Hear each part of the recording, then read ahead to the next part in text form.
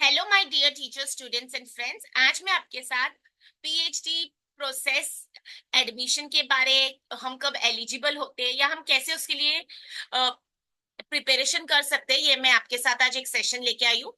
मुझे previous days में बहुत सारी मैसेजेस, बहुत सारे क्वेरीज आए थे कि मैम हम पीएचडी एंट्रेंस टेस्ट क्लियर हो गए हैं या हम ऑलरेडी नेट सेट है, बट हमें समझ नहीं आता कि हमें करना क्या है। ठीक है, तो इसी मतलब मुझे जो बहुत सारी क्वेरीज आई है या मुझे रिक्वेस्ट की गई है, तो उसी के बेसिस पर मैं आपके साथ ये गाइडेंस सेशन लेके आई हूँ। और मैं हमेशा रिसर्च की मैं डिस्क्लेमर देती हूँ कि यहाँ पर जो मैं बोल रही हूँ वो मैं अपने एक्सपीरियंस से जो मैं सीखती हूँ या मैंने जो देखा है उसके बेसिस पर बोलती हूँ। और जैसे कि मैं यूनिवर्सिटी ऑफ मुंबई से जुड़ी हुई हूँ, तो मुझे हमेशा ये होता है कि अगर आप जो भी यूनिवर्सिटी से है, आप जोन से भी रिसर्च सेंटर से जुड़े हुए हैं और आपके अदर गाइड अलॉटेड है, तो आपको उन्हीं के साथ डिस्कस करने सारे डिसीजंस लेने होते हैं। ठीक है, तो ये मेरा हमेशा एक रिसर्च में डिस्क्लेमर रहेगा, क्योंकि रिसर्च एक सिलेबस नहीं है। रिसर्च एक ऐसा टॉपिक होता है जिसको हम जितना बेहतरीन कर सके, तो ये सबकी क्रिएटिविटी, सबकी अंडरस्टैंडिंग के ऊपर, या हम कितना एक्सप्लोर करना चाहते हैं, हम कितने एफर्ट्स डालने चाहते हैं, उसके ऊपर है। ठीक है, तो कभी भी आप मेरे सेशन सुन रहे हैं, अगर वो आपको हेल्प हो रही है तो बहुत ही बढ़िया है। अदरवाइज मेरी हमेशा सजेशन रहेगी, तो आप प्लीज अपने सेंटर को, यूनिवर्सिटी से या जो भी गाइडलाइंस है, अपने रिसर्च सुपरवाइजर से ही डिस्कस करके डिसीजन लीजिए। ठीक है, तो मैं मिस कंवलप्रीत कौरपुरी आपका स्वागत करती हूँ अपने यूट्यूब चैनल पर। तो सबसे पहले आज मैं आप लोग को हैप्पी दशहरा की बधाई दे देती हूँ। तो दशहरा एक ऐसा फेस्टिवल है जो हम मनाते हैं, जहाँ पर हम यही मानते हैं कि सच्चाई की हमेशा जीत होती है। तो आइए हम अपने सबके डेमन्स, जो भी इविल है या फिर जो भी हमारे लाइफ के भले वो आलसपन हो या झूठ बोलना हो या जेलसी हो या किसी का बुरा सोचना हो या हम मेहनत नहीं कर पा रहे, ऐसे सारे डेमन्स हम अपने लाइफ से निकाल दें। और सरस्वती माता जी की तो पूजा हम हमेशा ही करते हैं, हमारी गॉडेस है नॉलेज विजडम, तो हम हमेशा इनकी ब्लेसिंग्स लेके ही हर काम को करते हैं। ठीक है, मेरा कोई रिलीजन को प्रमोट करना नहीं है, बट यस डेफिनेटली मैं इन सबको मानती हूँ। तो मुझे भी हमेशा होता है कि अगर कोई त्योहार है तो मैं आप सबको उसकी बधाई दे दूं। तो चलते हैं, ये मेरा सेशन इस बेस पर है कि जैसे कि मैं हमेशा देखती हूँ, मुझे भी काफी मैसेजेस आते हैं कि मैम हम आउटसोर्सिंग का बिजनेस करते हैं। 3 लाख से लेके 4 लाख से लेके या 30,000 से भी पीएचडी इंटीग्रिटी के हिसाब से अब खत्म होता जा रहा है। सब लोग पैसे दे दे के पीएचडी करवा रहे हैं। तो मेरा ये हमेशा इनिशिएटिव होता है कि अगर हम खुद कर सकते हैं और उसमें से हम गाइडेंस की कमियां, हम टाइम नहीं निकाल पा रहे हैं, तो डेफिनेटली हम टीचर्स है। देखिए, स्टूडेंट्स भी करते पीएचडी, हम टीचर्स भी है। Teachers always have a dual responsibility. Okay, you are answerable not only to yourself और I say to your students, but you are answerable to God also. ठीक है, भले आप गॉड को मानते या नहीं मानते, there is always a supreme power जो हमारे ऊपर हमेशा रहेंगे।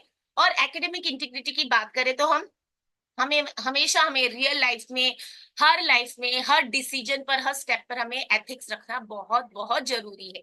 ऐसा नहीं है एथिक्स और इथोस हमारे बुक्स में रह गए, बट अगर हम ही झूठ बोलना स्टार्ट हो जाए, हम ही गलत काम कर रहे हैं, तो हम अपने फ्यूचर को क्या सिखाएंगे। ठीक है, तो ये मेरे इस इनिशिएटिव से मैं हमेशा पीएचडी और रिसर्च पर वीडियोस लेके आती हूँ कि आप किसी को पैसे देके करवाने से आप खुद अपनी पीएचडी कर सकते हैं। ठीक है, वो बहुत भी डिफिकल्ट नहीं है, वो बहुत भी इजी नहीं है, but yes we all need a push, we all need a guidance. और हम सबको ऐसी बहुत सारी चीजें जाननी होती है जो हम टाइम नहीं दे पा रहे। ठीक है, जब आप टाइम देखना दे देंगे, ऑटोमेटिकली आपको वो सारी चीजें सीख लेंगे।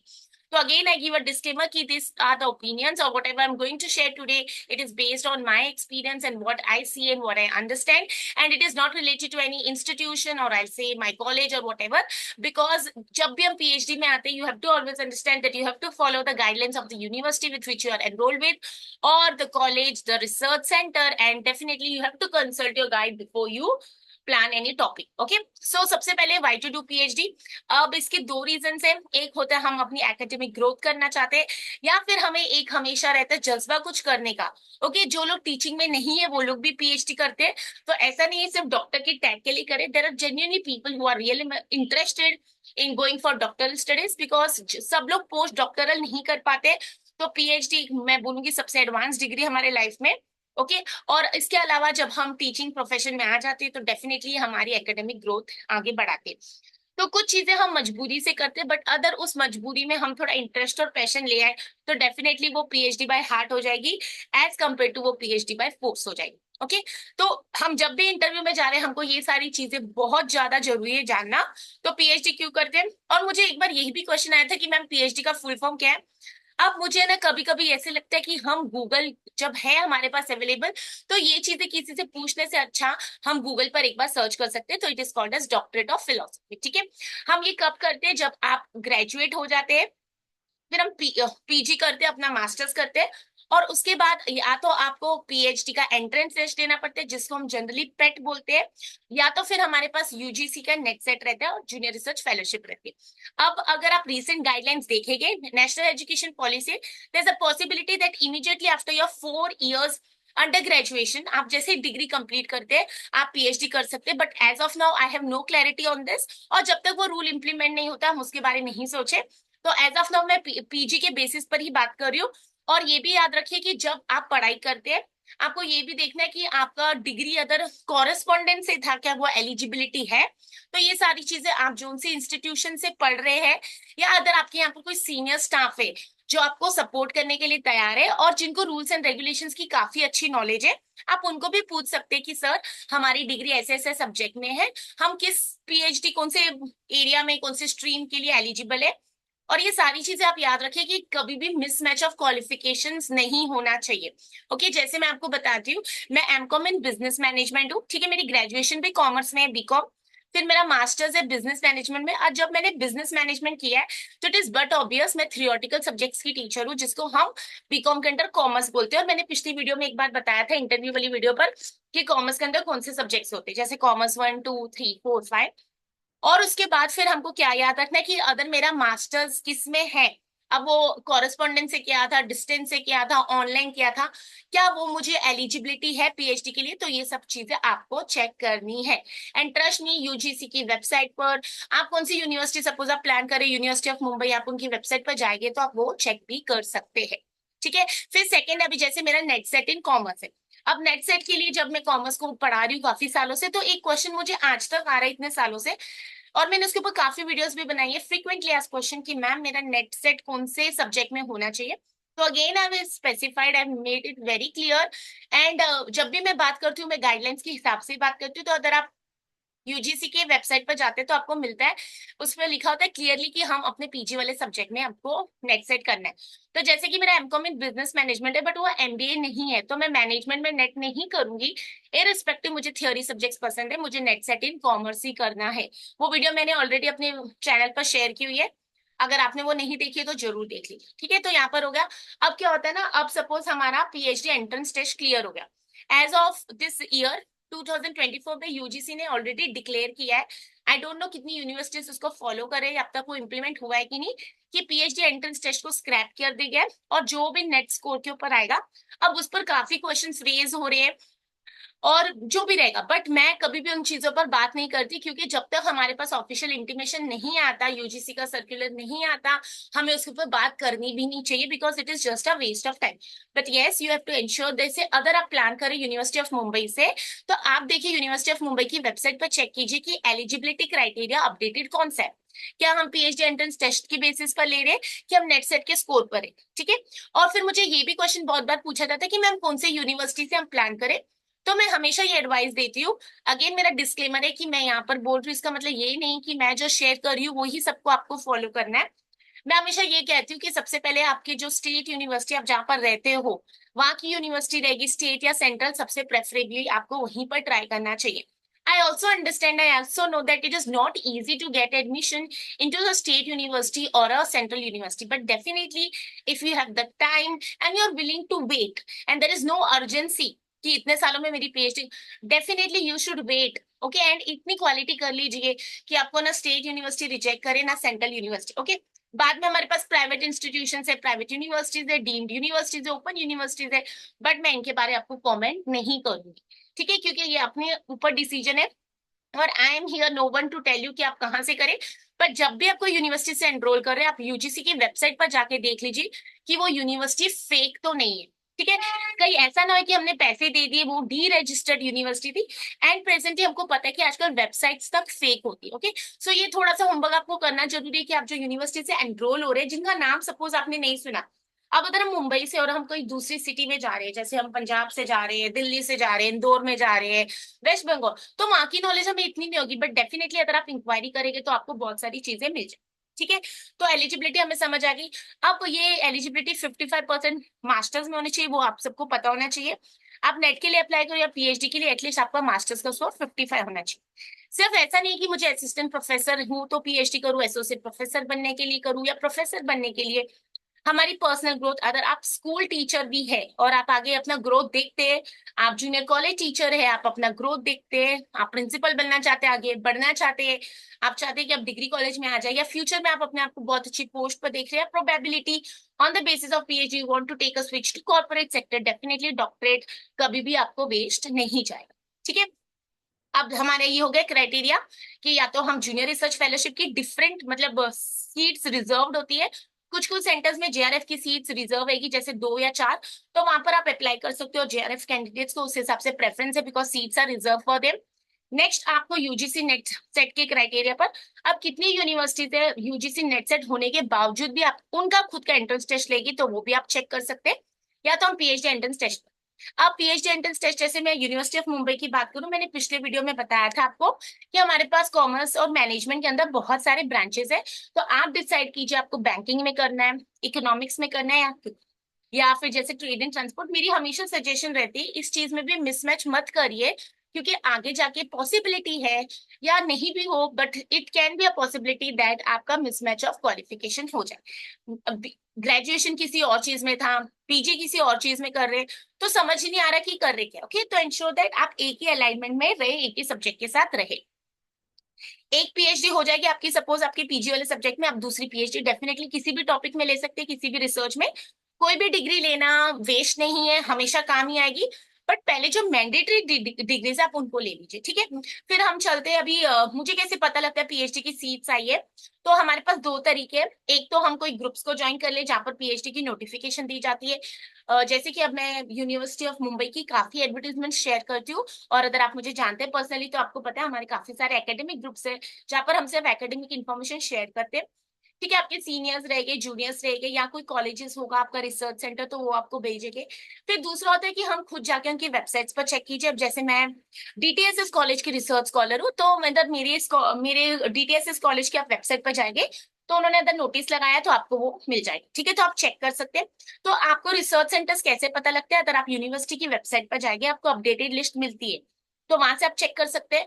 अदरवाइज जैसे आपके कोई फ्रेंड्स है, कोलीग्स है, या टीचर्स है, या कोई आपको सपोर्ट कर रहा है, उनको पता है तो आप उन, अब जैसे मुझे यहाँ बैठ के दिल्ली यूनिवर्सिटी का चेक करना है, तो अगर उनकी वेबसाइट अपडेट ही दे तो मैं वहां से भी चेक कर सकती हूँ। ठीक है, तो ये हो गया हमको एडवर्टीजमेंट। एडवर्टीजमेंट को रीड कीजिए क्या बोल रहे हैं। अब देखिए, नॉर्थ साउथ ईस्ट वेस्ट, हम वेस्ट से यूनिवर्सिटी ऑफ मुंबई, और फिर मैं ये भी कहती हूँ कि अभी हर यूनिवर्सिटी का रूल अलग हो सकता है। ठीक है, बेसिक गाइडलाइंस फॉर्मेटिंग में भी द सेम, बट कुछ जगह पर पहले कोर्स वर्क किया जाता है, प्री कोर्स वर्क होता है बिफोर द एनरोलमेंट, कुछ जगह पर डायरेक्टली इंटरव्यू होता है। तो अगेन इस पर मुझे स्पेसिफाई नहीं करना है, बट जब भी आप पीएचडी इंटरव्यू के लिए जाते हैं आपको हमेशा एक रिसर्च प्रपोजल हो तो बेटर ही है, और यूनिवर्सिटी ऑफ मुंबई तो डेफिनेटली रिसर्च प्रपोजल मंगाता है इंटरव्यू में। तो आपको पता होना चाहिए आप किस टॉपिक पर रिसर्च करना चाहते हैं। जैसे आप सस्टेनेबिलिटी के ऊपर वर्क कर रहे हैं तो आप एक हमेशा प्रपोजल हैंडी रखिए।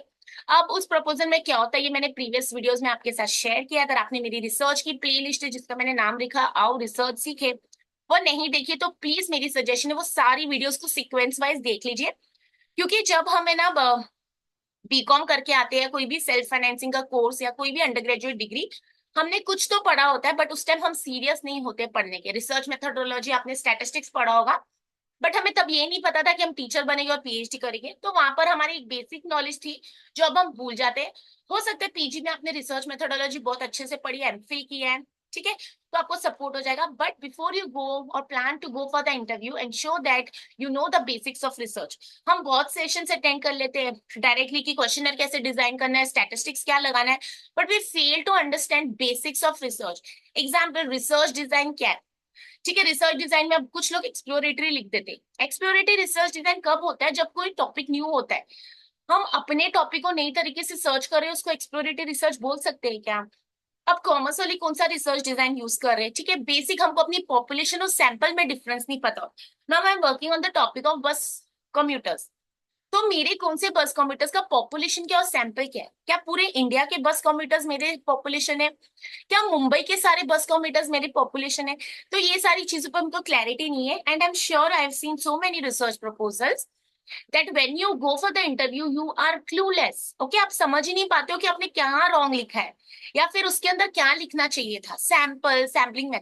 तो ये बेसिक चीजें हम कब सीखते हैं, जब हम एक्चुअली अच्छी बुक्स को, अच्छे कंटेंट को रेफर करते हैं। तो द बेसिक से स्ट्रांग नहीं, आप एडवांस वर्कशॉप्स अटेंड करके आप कुछ भी नहीं ले रहे। ठीक है, फिर हमको ये पता लग गया कि रिसर्च डिजाइन एक प्रपोजल में बनाना है, ऑब्जेक्टिव्स फ्रेम करने, ऑब्जेक्टिव्स हाइपोथेसिस कैसे फ्रेम करने हैं।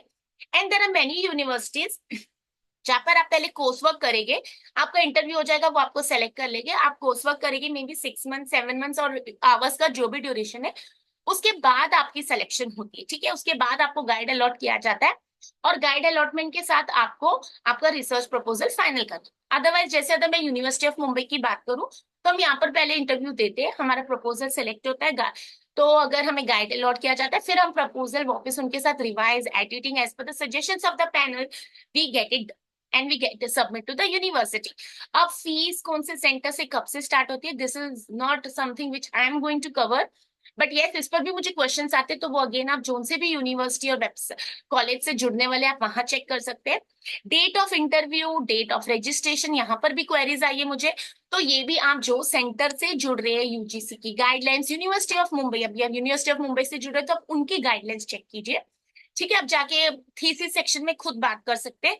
See it is always advisable to go and talk to the people who know. Okay, किसी और को पूछ पूछ के क्या लगता है, हमारा टाइम ही लगता है ना, एंड हमें वहां सारी इन्फॉर्मेशन मिल जाती है, और आजकल सब कुछ इतना अपडेटेड है कि आपको वहां पर गाइडलाइंस पर ही वहां पर पेज प्रिंट आउट लगा होगा, तो आपको डाउट ही नहीं होगा कि पूछना पड़े।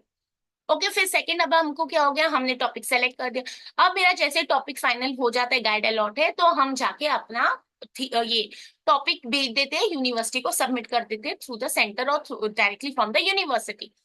अब वहां पर क्या होता है ना, अब जैसे मैं इंटरव्यू में गई थी उसके पहले अगर मुझे नॉलेज नहीं थी तो सिलेक्शन बिकम्स डिफिकल्ट, तो मैं हमेशा बोलती हूँ थोड़े रिसर्च पेपर्स कीजिए, ऑब्जेक्टिव्स कैसे फ्रेम करना, वहां पर पूछा जाएगा how are you going to achieve this objective, then we become blank. Topic feasible है क्या, डेटा मिल जाएगा क्या, मेरा सैंपल कौन है, कितने लोगों से मुझे डेटा कलेक्ट है, क्या 2-3 साल में मेरी पीएचडी कंप्लीट हो जाएगी, तो ये सारी चीजों पर हम पहले ही मेहनत कर सकते हैं। ठीक है, अभी क्या होता है, एक बार हमारा अप्रूवल हो जाएगा, टॉपिक टाइटल अप्रूव हो जाएगा। अब टॉपिक और टाइटल में क्या डिफरेंस है ये भी हम कमिंग वीडियोस में डिस्कस करेंगे। टाइटल एक बार अप्रूव हो गया तो टाइटल चेंज नहीं होता, कोई यूनिवर्सिटीज कहीं कहीं पर बहुत स्ट्रिक्ट होते हैं, एक बार जो प्रपोजल फाइनल हो गया ना आप ऑब्जेक्टिव चेंज कर सकते हो, ना हाइपोथेसिस चेंज कर सकते हो, ना टाइटल, ना कुछ भी। तो ये आपको हमेशा क्लैरिटी रखनी कि अगर आप जो यूनिवर्सिटी से जा रहे हैं वहां की गाइडलाइंस क्या है, और उनकी गाइडलाइंस हमेशा प्रीवियस स्कॉलर्स या फिर अपनी उनकी पुरानी थीसिस रेफर करोगे तो आपको पता लग जाए।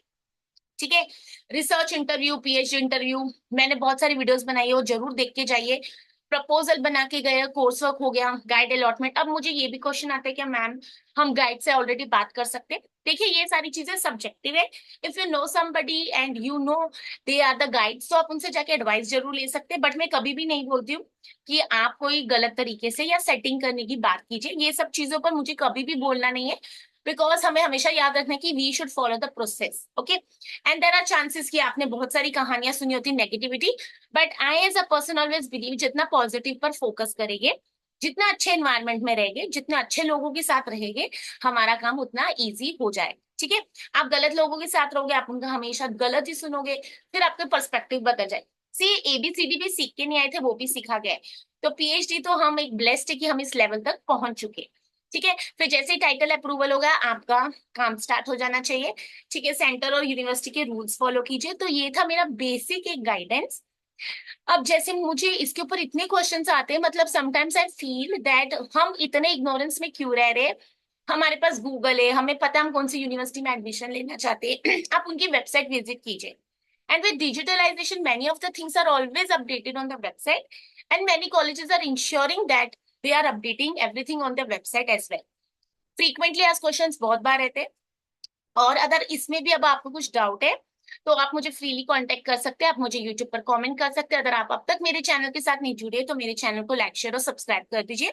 मैं मुंबई की बहुत सारी कॉलेजेस में सेशंस डिलीवर करती हूँ, तो आप अपने अंडर ग्रेजुएट, पीजी टीचर्स और नेट सेट पीएचडी गाइडेंस के लिए भी मुझे बुला सकते हैं। मतलब मैं चाहती हूँ कि हम एक ब्रिज करें गैप। क्या गैप है कि मैं जब इमीडिएटली फ्रेश पास आउट होती हूँ as a student, or maybe even after 10 years I've done my masters, I don't have the proper guidance, and sometimes हमको ये गाइडलाइंस की वजह से ही स्ट्रेस आ जाता है।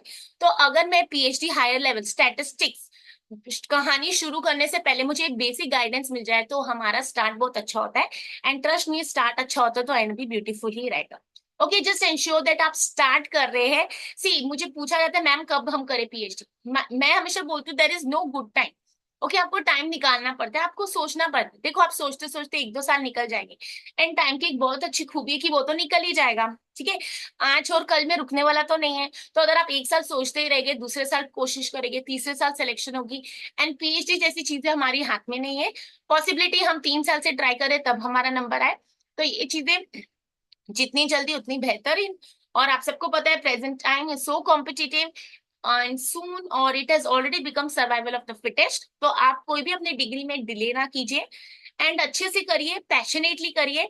मैं हमेशा मानती हूँ कुछ पढ़ रहे हैं तो ऐसा पढ़े कि कल किसी को सिखा सके, और हम तो टीचर्स ही है ना, तो हमें तो आगे जाके सिखाना ही। ठीक है, तो आप हमेशा एक बुक और डायरी लेके मेरे पेन सेशन के साथ जुड़िए, क्योंकि कुछ चीजें ना बार बार देखने पड़े तो हमारा भी टाइम लगता है, और अदरवाइज एक बार में हम समझ आए तो बहुत क्लैरिटी मिल जाती है। आई होप सो मैंने आपकी सारी फ्रीक्वेंटली आस्क्ड क्वेश्चंस कर लिए। मैं फिर से डिस्क्लेमर दे रही हूँ कि ये मेरे ओपिनियन था। आप जो भी यूनिवर्सिटी से और रिसर्च सेंटर से जुड़ने जा रहे हैं, आप उनसे उनकी चेक कर लीजिए। कोई आपके सीनियर आपको सपोर्ट करे तो उनसे बात कर लीजिए। एलिजिबिलिटी क्राइटेरिया आपको पता लग गया, कैसे एडवर्टीजमेंट्स देखनी वो पता लग गया। बट हम क्वालिफिकेशन कौन से सब्जेक्ट में करें और कब करें, ये सब आपको खुद को डिसाइड करना है। ठीक है, जब भी रिसर्च करें कोशिश करिए मेहनत करते रहिए। Topic closer to PhD easy selection हो जाएगा अगर आपके रिसर्च पेपर से, बिकॉज फिर आप एक्सपीरियंस्ड हो जाएंगे। हम भी एज ए टीचर देखते हैं ना कौन से बच्चे को थोड़ा सा आता है, थोड़ा सा नहीं आता, तो पहला प्रेफरेंस हमेशा उसको मिलता है जिसको कुछ आता है। And you have to be confident. Okay, तो कौन से स्ट्रीम में करना है, कब करना है, कैसे करना है, ये सब मैंने आपके डाउट्स क्लियर कर दिए। और मेरी बहुत सारी वीडियोस है नेट सेट के ऊपर भी, और आज शायद नेट सेट का रिजल्ट आने वाला है। कल आपने देखा होगा मैंने बताया कि आंसर कीज आ गई, आज तो छुट्टी है। एंड पॉसिबिलिटी हो सकता है रिजल्ट डिक्लेयर किया जाए, तो मेरी तरफ से आप सबको ऑल द बेस्ट। और पीएचडी को भी इनिशिएट कर लीजिए, तो नेट सेट हो गया तो पीएचडी कर लीजिए, पीएचडी हो गया तो नेट सेट कर लीजिए। दोनों करिए, दोनों डिफिकल्ट है, बट दोनों इतने भी डिफिकल्ट नहीं है कि हो ना सके। ठीक है, तो फिर मैं मिलती हूँ आपको नेक्स्ट सेशन में। Till then take care, happy learning, God bless you all, may you all qualify and get selected for PhD.